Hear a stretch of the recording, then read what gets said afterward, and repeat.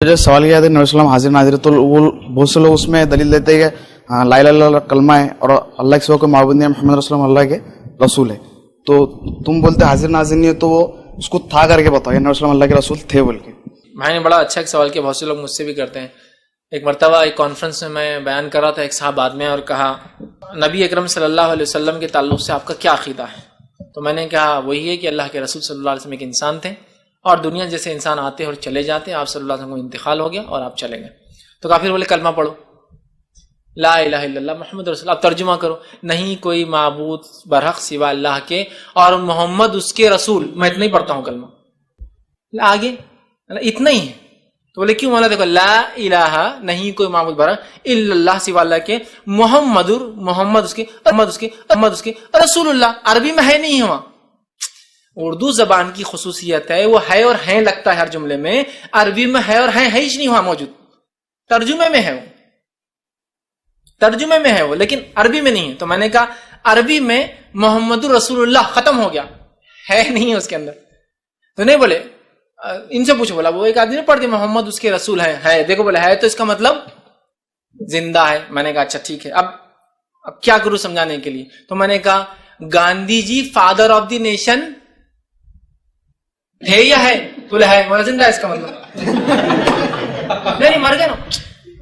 तो थे बोलो, तुम बोल के देखो, थे Gandhi ji father of the nation थे, बोलो माइक पे आके मेरे थे, जो क्या हाल था है ना? तो फिर जिंदा है? नहीं बोले जिंदा नहीं है। तो बोला ये तो तुमने वही बोले ना, अब थे बोलो ना तुम, फिर फादर ऑफ नेशन थे, तुम है बोल रहे। ये जबान का मसला मेरे भाई, लेकिन लोग पता नहीं अक्लें मारी जाती है ऐसे। अस्सलामु अलैकुम वरहमतुल्लाहि वबरकातुहू। मुअज़्ज़ज़ सामिईन, वाक़ई में सैयदना इमाम शाफ़िई रदियल्लाहु तबारक व तआला अन्हु का कौल कि जाहिलों से बहस नहीं करनी चाहिए, ये एडवोकेट फैज़ ने खुद अपनी जहालत का इजहार करके ये बता दिया कि वो इस काबिल नहीं कि उसको जवाब दिया जाए। लेकिन चूँकि हमारे नौजवान अनजाने में फैज़ की बातों को सुनकर कंफ्यूज हो जाते हैं, इसलिए ज़रूरी समझता हूँ कि वजाहत के लिए कुछ ज़रूरी बातें आप तक पेश कर दूँ।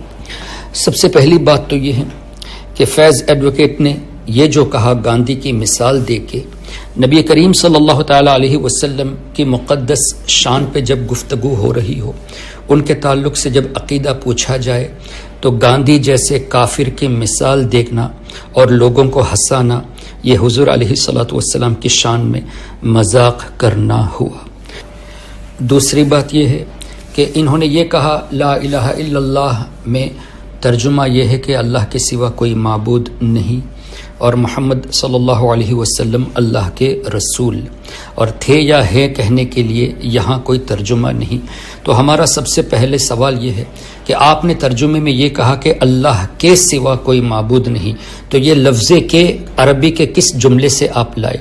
ला इलाहा इल्लल्लाह नहीं कोई माबूद सिवाय अल्लाह, तो लफ्ज़े के आपने क्यों कहा?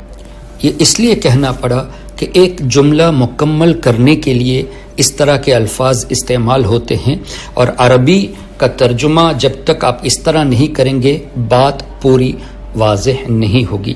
नबी करीम सल्लल्लाहु ताला अलैहि वसल्लम के ताल्लुक से अगर कान मुहम्मद रसूलुल्लाह होता तो ये माना होगा कि हुज़ूर अलैहिस्सलाम अल्लाह के रसूल थे। अब यहाँ कान नहीं है बल्कि मुतलक मुहम्मद रसूलुल्लाह है, तो इसका मतलब ही यही हुआ कि हुज़ूर अलैहिस्सलातु वस्सलाम अल्लाह के रसूल हैं। अब हमने ये कब कहा कि नबी करीम सल्लल्लाहु ताला अलैहि वसल्लम ने मौत का मज़ा नहीं चखा?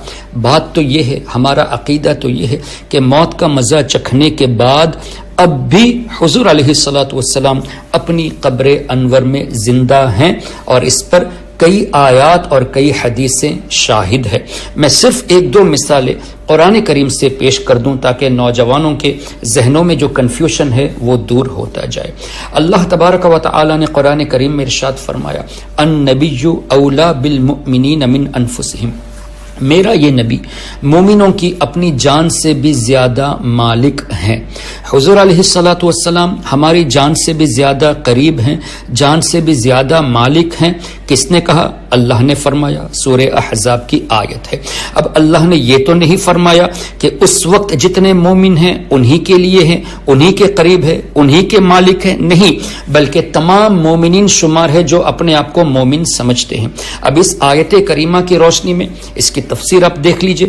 حضور علیہ الصلوۃ والسلام نے خود ارشاد فرمایا، میں مومنوں کی ان کی جانوں سے زیادہ مالک ہوں۔ یہ خود حضور علیہ الصلوۃ والسلام کی حدیث پاک کا مفہوم ہے۔ تو ہمارے آقا ہم سے زیادہ قریب ہے، ہم سے بھی زیادہ ہماری جانوں کے حضور علیہ الصلوۃ والسلام مالک ہیں۔ یہ قرآن سے بھی ثابت ہوا، حدیث سے بھی ثابت ہوا۔ اب اگر آپ اپنے کو مومن مانتے ہیں تو آج بھی ہمارے آقا کو اپنی جان سے زیادہ قریب مانو۔ اگر نہیں مانتے مومن تو مت مانیے، یہ آپ کا پرابلم ہے۔ اور جو حضور کو اپنی جان سے زیادہ قریب مانے گا تو یہ بھی ماننا پڑے گا کہ موت کا مزہ چکھنے کے بعد آج بھی حضور علیہ الصلوۃ والسلام حیات ہے اور اللہ نے فرمایا ہم سے قریب ہے۔ پھر ایک اور مثال سورہ توبہ کے آخر میں، لقد جاءکم رسول من انفسکم عزیز علیہ ما عنتم حریص علیکم بالمؤمنین رؤوف الرحیم۔ آخری جملے پہ غور کیجئے، بالمؤمنین رؤوف الرحیم، مومنین کے لیے اللہ نے فرمایا میرا حبیب رؤوف بھی ہیں، رحیم بھی ہے۔ اور یہاں یہ نہیں ہے کہ کان کہ رؤوف تھے رحیم تھے، اب مومنین کے لیے رؤوف اور رحیم ہے۔